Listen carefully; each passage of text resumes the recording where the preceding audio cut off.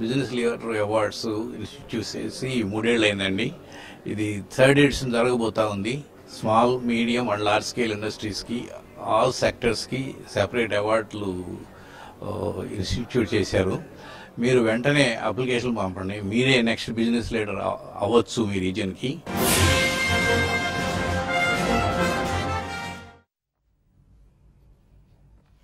Good morning. Nokia smart phones సమర్పిస్తున్న business breakfast షోకి స్వాగతం. మార్కెట్స్ విషయాల్లోకి వెళ్ళబోయే ముందు వాటి పేపర్స్లో తెలుగు పేపర్స్లో ప్రత్యేకించి ఒక వార్త చూసాం. కాబోయే ఐఏఎస్ అధికారులను ఉద్దేశించి ఆంధ్రప్రదేశ్ ముఖ్యమంత్రి చంద్రబాబు నాయుడు మాట్లాడారు. అమరావతి, పోలవరం ఈ 2 ప్రాజెక్ట్స్ నిర్మాణం తనకు అత్యంత కీలకం, అత్యంత ప్రాధాన్యం ఉన్న అంశాలు. వాటిని పూర్తి చేయడమే ప్రధాన లక్ష్యమని. ఓకే, నిధుల లేమి ఈ అంశం అందరికీ తెలిసిందే. సో 2 ప్రాజెక్ట్స్ ముందుకు సాగడానికి ఫండ్స్ ఈజ్ వన్ ప్రాబ్లం అనేది, ఎస్పెషల్లీ అమరావతి నిర్మాణానికి. ఎందుకంటే Polavaram is now central government central assistant project. So Polavaram ఆంధ్రప్రదేశ్కి జీవనాడిగా, జీవధారగా ముఖ్యమంత్రి సాక్షాత్ ఎప్పుడు చెప్తూ ఉంటారు. సో ఆ ప్రాజెక్ట్, అటువంటి ఒక కీలకమైన ప్రాజెక్ట్ నిర్మాణంలో చిత్తశుద్ధి ఎంత మాత్రం కనపడలేదు. అసలు ఈ ప్రాజెక్ట్ని ఒక స్వప్రయోజనాలు మినహా జాతి ప్రయోజనాలు పట్టని ఒక పార్లమెంట్ సభ్యుడు ప్రమోట్ చేసిన కంపెనీ కట్టబెట్టినప్పుడే అసలు ఈ ప్రాజెక్ట్ కంప్లీట్ అవుతుంది అన్న నమ్మకం పూర్తిగా సన్నగిలింది. సరే, ఒకవేళ ఏదైనా మన లక్కు, తెలుగు వారి లక్కు బాగుందేమో, పూర్తి చేస్తారేమో అనుకుంటే ఆ కంపెనీకి పట్టిన దుర్గతి మనందరికీ తెలుసు. 80 సంవత్సరాల కాల పోలవరం అనే ప్రాజెక్టు 1940s కాన్సెప్చువలైజ్ చేసిన ప్రాజెక్ట్ ఇది. సో అప్పటి ఒక చిన్న రిజర్వాయర్ ప్రాజెక్ట్ ఇప్పుడు ఒక పెద్ద భారీ ప్రాజెక్టుగా రూపుదిద్దుకోవటం అందరూ సంతోషించిన విషయం. ఏపీ రీఆర్గనైజేషన్ బిల్లోనే చోటు చేసుకున్న ఒక నేషనల్ ఇంట్రెస్ట్ ఉన్న ప్రాజెక్ట్ ఇది. సో అటువంటి ప్రాజెక్ట్ని 3.5 సంవత్సరాలు అయింది కొత్త ప్రభుత్వం, ఆంధ్రప్రదేశ్ రాష్ట్రం ఏర్పడి ప్రభుత్వం అధికారంలోకి వచ్చి 3.5 సంవత్సరాల తర్వాత ఇప్పుడు కాంట్రాక్టులు రద్దు చేసి మళ్ళీ బిడ్స్ పిలుస్తూ ఉంటున్నారు. సో ఎటువంటి నిర్వాహకం ఇది? What happen to your efficiency Chandrababu Naidu గారు? సో మీ ఎఫిషియన్సీ అంతా ఏమైంది? 1.5 సంవత్సరాల్లో ఒక ట్రాన్స్ఫర్మేషన్ ప్రాజెక్ట్ లైక్ హైటెక్ సిటీని మీరు బిల్డ్ చేయగలిగారు. సో ఆ రోజుల లాంటి ఎఫిషియన్సీ ఇప్పుడు ఎంత మాత్రం కనబట్టలేదు. సో మళ్ళీ ఏదన్నా అంటే ఫండ్స్ ప్రాబ్లం, ఏం చేయగలం, పేద రాష్ట్రం, ఇలా ఏవో పేద పలుకులు. But the funds is not at all A problem ఇప్పుడున్న పరిస్థితుల్లో. ఎక్కడెక్కడ నుంచి జపాన్ వాళ్ళు వచ్చి మనకు బుల్లెట్ ట్రైన్ ఏర్పాటు చేసి 0.1% ఇంట్రెస్ట్ కంటే ఫ్రీగా ఫండ్స్ ఇస్తూ ఉంటున్నారు, ఆల్మోస్ట్ ఎటువంటి వడ్డీ లేకుండా. అటువంటి రోజుల్లో ఉన్నాం మనం. Don't tell these cock and bull stories. అసలు పోలవరం కాంట్రాక్ట్కి సంబంధించి వివరాలు కూపీలాగితే నిర్ఘాంతపోయే అంశాలు బయటకు వస్తున్నాయి.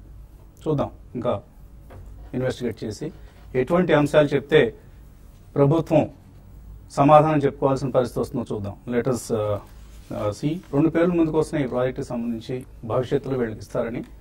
సో ఆ పేర్లు కూడా స్ట్రాంగ్గా ఉన్నాయి. కానీ అసలు గతంలో 3.5 సంవత్సరాల నుంచి ఏం చేస్తున్నారు? మొద్దు నిద్రపోతున్న ప్రభుత్వంలా కనిపిస్తుంది పోలవరం ప్రాజెక్ట్ నిర్మాణానికి సంబంధించి ఆంధ్రప్రదేశ్ ప్రభుత్వం.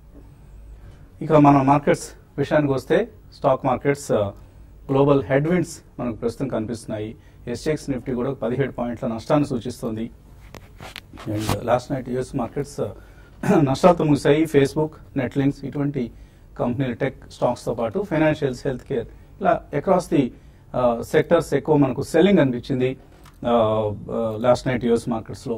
అండ్ క్రూడ్ ప్రైసెస్ పెరిగాయి. సో ఒక గ్లోబల్ హెడ్ విండ్స్ పరిస్థితి మన మార్కెట్ సంబంధించి అనుకోవచ్చు. కాకపోతే 2 రోజుల భారీ పతనం తర్వాత మేబీ చిన్న రికవరీ ఉంటుందేమో. అదర్వైజ్ నిన్న చాలా మంది ఎక్స్పెక్ట్ చేశారు పవర్ సెక్టర్కి సంబంధించి ప్రధానమంత్రి భారీ అనౌన్స్మెంట్లు ఏవో చేస్తారని. అఫ్ కోర్స్ కొంత అనౌన్స్మెంట్స్ వచ్చాయి. ఫ్రీ పవర్ ఫర్ పూర్ అనేది, లైట్ సౌభాగ్య అనే ఒక స్కీమ్ని 16,320 కోట్ల వ్యయంతో ఈ ప్రాజెక్ట్ వస్తుందని ప్రధాని అనౌన్స్ చేయడం చూసాం.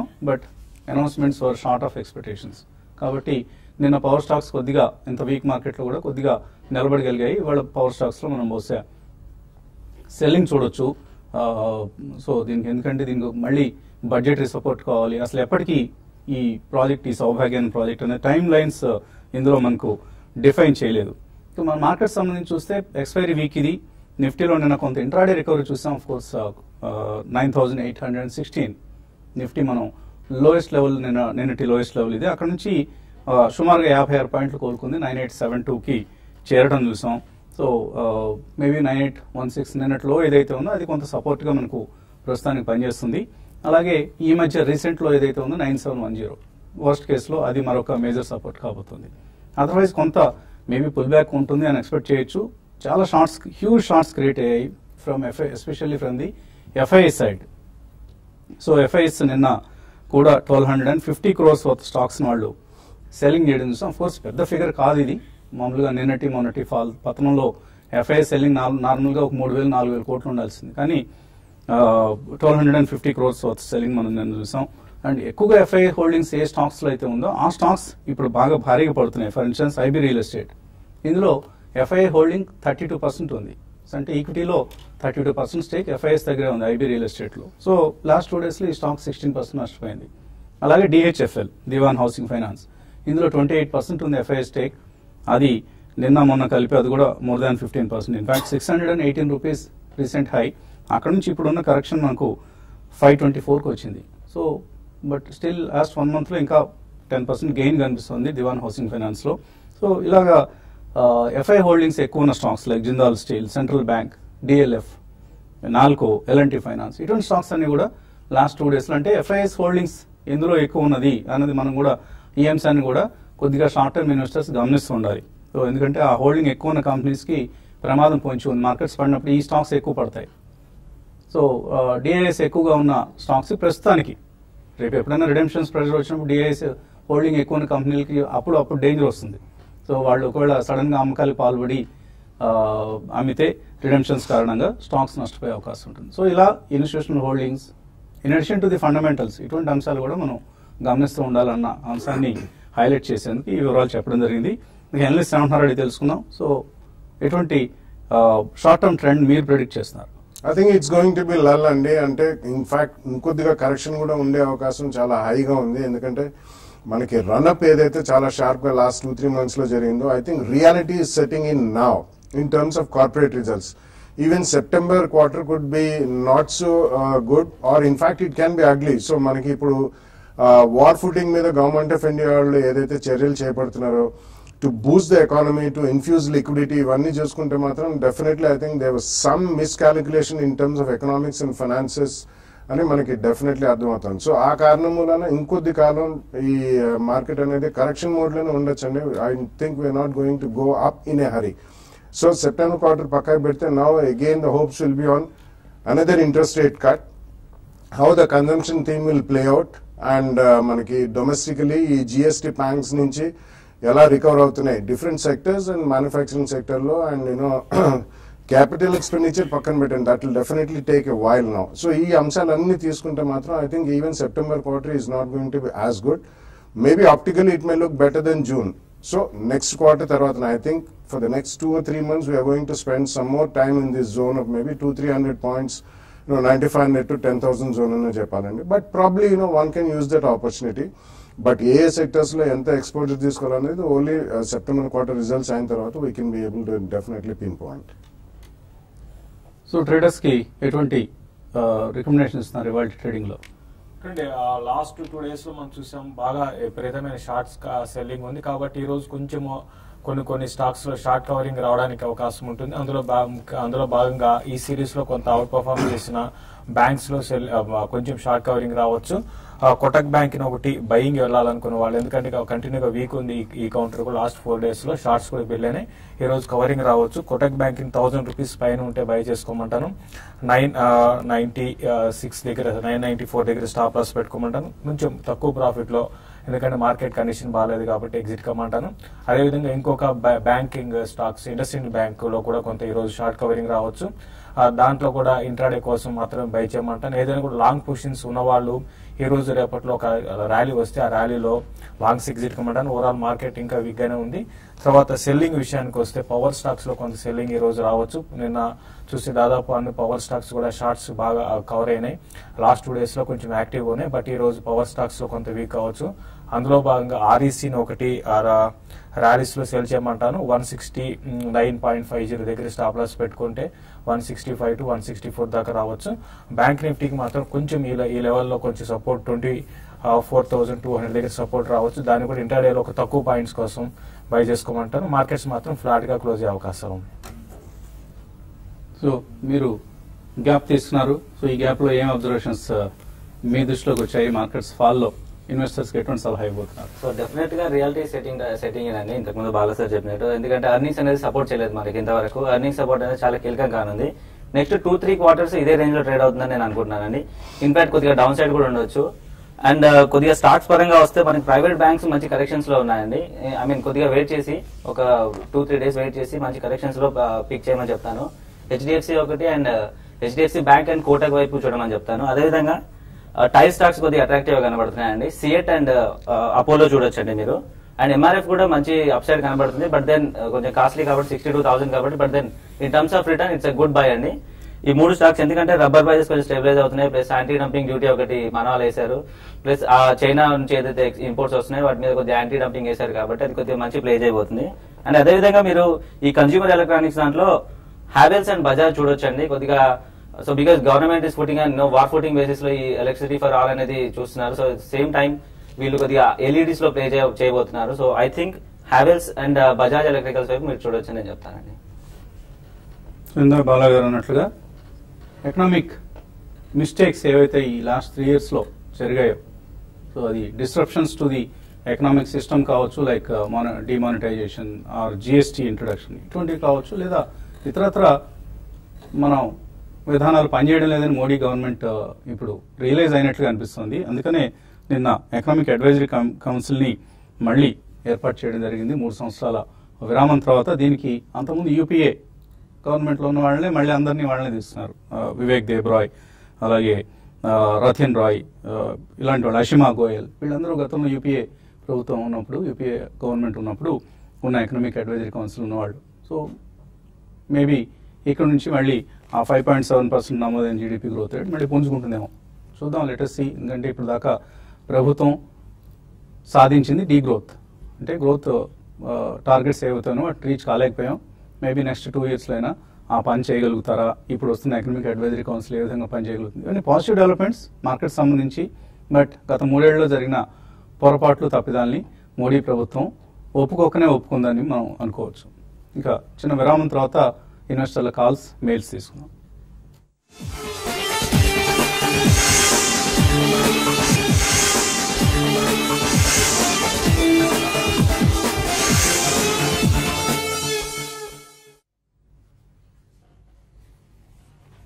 నోకియా స్మార్ట్ ఫోన్స్ సమర్పిస్తున్న బిజినెస్ బ్రేక్ఫాస్ట్ షోకి తిరిగి స్వాగతం. కాలర్స్ లైన్లో ఉన్నారు. మొదటి కాలర్ మార్కాపురం నుంచి శ్రీకాంత్. హలో హలో రండి శ్రీకాంత్. సార్, నేను దివాన్ హౌసింగ్ వచ్చేసి 612లో కొన్నా సార్. మళ్ళీ తగ్గితే 550లో కొన్నాను. ఇది ఎంత రేట్, అదే లాంగ్ టర్మ్ సార్, మంచిదేనా స్టాక్? బాలా సార్ అడుగుతున్నాను. హైటెక్ ఫుడ్ గురించి లాంగ్ టర్మ్ కి ఈ రేట్లలో పికప్ చేసుకోవచ్చా ఈ 2 stock? Okay, Dewan housing average చేసుకుంటూ వెళ్ళారు 2 సార్లుగా. యా, లాంగ్ టర్మ్ కి మంచిదేనా? To answer your question, yeah long term కి మంచిదేనండి. కానీ చాలా షార్ప్ రన్ అప్ మనం చూసాం. Dewan housing today happens to be probably the second or the third largest housing finance company. But వాళ్ళ portfolio mix is in terms of housing, commercial, so on and so forth, and even individuals to builders, ఇట్లా చాలా diversified portfolio ఉంది. So definitely I think it's a good company, no doubt about. కానీ ఇంత fast అయింది కాబట్టి అక్కడి నుంచి from the peak levels, unless the reality really goes on, అంటే ఈ అఫోర్డబుల్ హౌసింగ్ ఇవన్నీ కూడా చాలా నాయిస్ మూలన housing finance companies, construction and building material అన్ని పెరిగాయి. So I think it will spend a lot of time between this I would say 475 to 550 zone అని. ఇక్కడ నుంచి కూడా కొద్దిగా పడుతుంది, కానీ ఇమ్మీడియట్లీ మీరు మాత్రం యావరేజ్ చేయొచ్చు, ఉన్న స్టాక్ ఉంచండి అంతే. తర్వాత కాలర్ సతీష్ హిందూపురం నుంచి. అడగండి సతీష్. విద్యా టెలిలింక్స్ 1100 ఉంది, ఇప్పుడు బై చేసినా అండి? బాగా పెరిగిన స్టాక్ ఇది ఇండియా టెలిలింక్స్ అనేది, ఈ మధ్యకాలంలో బాగా పెరిగింది. మేబీ ఈ కరెక్షన్ టైంలో కొనుక్కోవచ్చు India tele. Not such a great idea. And India Telelinks, it is a sort of a semi-holding company, apart from the optical fiber cable and all they do. But మీరు ఆ space లో ఉండాలంటే one interesting story which is now emanating is maybe Sterlite అండి. ఎందుకంటే Sterlite not only manufactures optical fibre cable, it also manufactures optical fiber and smart grids and smart cities products. So it's a complete solutions company కింద develop అవుతుంది. Definitely I think India Telelink అంటే మాత్రం that would be a better fit in your portfolio. So almost double అయిన stock ఇది last 1 year లో 600 నుంచి 1150 వరకు వెళ్ళి ఇప్పుడు కొద్దిగా చిన్న కరెక్షన్ చూస్తున్నాం 1160 నుంచి India టెలిలింక్స్. So avoid at this level. Sudhakar తర్వాత కాలర్. హలో హలో సార్, నమస్తే సార్. నమస్తే అండి, అడగండి. నేను స్టాక్ గురించి అడగడానికి కదా సార్, మీతో ఫస్ట్ ఆఫ్ ఆల్ మీతో మాట్లాడడానికి. సార్ ఇంతకు ముందు మీరు ఒక పోలవరం గురించి అన్నారు సార్. Excellent sir. ఇట్లాంటి ప్రాజెక్ట్ మీద కనుక మీరు చెప్పగలిగితే చాలా బాగుంటుంది సార్. పబ్లిక్ కూడా చాలా బాగా వెళ్తుంది. ప్లీజ్ సార్, ఎక్సలెంట్ గా మాట్లాడారు సార్. Thank you. షూర్ అండి, థ్యాంక్ యూ. మరిన్ని విశేషాలని మేము ముందు ఉంచుతాం. పోలవరం ప్రాజెక్టులో అసలు ఎటువంటి అవకతవకలు చోటు చేసుకున్నాయి, governments carelessness in the last 3 years బయటపెడుతుంది త్వరలో. తర్వాత కాలర్ ఆఫ్ కోర్స్ కొన్ని మెయిల్స్ చూద్దాం ఇప్పుడు. ఆనంద్ ప్రసాద్ మెయిల్ పంపించారు. ఇన్ఫోసిస్ 900 నిన్ను కూడా అడిగారు, మళ్ళీ ఎందుకు అడుగుతున్నారు ఆనంద్ ప్రసాద్? సో ఎనీవే ఇన్ఫోసిస్ ఏం చేయాలి ఇప్పుడు? యావరేజ్ చేసుకోవచ్చు. అంటే ఇన్ఫోసిస్ మనకి చూస్తున్న పాజిటివ్ న్యూస్ వస్తున్నా కూడా ఇన్ఫోసిస్ లో ఎటువంటి మనకి మేజర్ అప్ అండ్ మనకి బ్రేక్అవుట్ స్టార్ట్ లేదండి. ఓవరాల్ గా ఈ సెక్టర్ పరంగా చాలా సైడ్ వేస్ లో వీక్ గా ఉంది. కాబట్టి మీరు ర్యాలీస్ లో ఎగ్జిట్ కావడానికి ప్రయత్నం చేయండి. యావరేజ్ అయితే చేయకండి. ఉన్న పొజిషన్స్ ని మీరు హోల్డ్ చేయండి. నెక్స్ట్ క్వార్టర్ రిజల్ట్ వరకు ఒక ర్యాలీ రావచ్చు 920 to 940. అప్పటి వరకు మీరు హోల్డ్ చేసి అక్కడ ఆ లెవెల్లో 920, 940 దాటలేకపోతే ఎగ్జిట్ కమని చెప్తారు. నాగమణి వైజాగ్ నుంచి మెయిల్ పంపించారు. Himachal Futuristic, Geojit Financials, JM Finance ఈ 3 తీసుకోవచ్చు ఈ టైంలో లాంగ్ టర్మ్ కోసం. హిమాచల్ అవాయిడ్ అండి, కొద్దిగా హైప్ వచ్చి మళ్ళీ ఇప్పుడు కూల్ అవుతోంది. జియో మిగతా రెండు బ్రోకింగ్ సంబంధించినవి. ఒకటే బ్రోకింగ్ సంబంధించిన స్టాక్స్ బాగా పెరిగిపోయినాయి. ఇవి కూడా ఓవర్ వాల్యూలు బాగా ఈ మధ్య కాలం చూసుకుంటే నాన్ స్టాప్ గా పెరుగుతూ వచ్చాయి. కాబట్టి వీటికన్నా మీరు ఈ కరెక్షన్ లో మీరు ఒక పని చేయండి. హౌసింగ్ ఫైనాన్స్ స్టాక్స్ బాగా కరెక్ట్ అవుతున్నాయి. వాటిలో మీరు లాంగ్ వెళ్ళమంటారు. ఎందుకంటే బ్రోకింగ్ కంపెనీస్ మళ్ళీ బేర్ మార్కెట్ ఉంటే కొంచెం ఒక స్టెప్ బ్యాక్ ఉంటాయి. కాబట్టి మీరు లాంగ్ టర్మ్ గ్రోత్ అనేది సైకిల్ లాగా ఉంటుందండి. దాన్ని బట్టి ఏంటంటే మీరు దానికోసం ఏంటంటే మీరు హౌసింగ్ ఫైనాన్స్ కంపెనీస్ ని మీరు లాంగ్ టర్మ్ కోసం పిక్ చేసుకోమంటారు. తర్వాత హైదరాబాద్ నుంచి రాజు.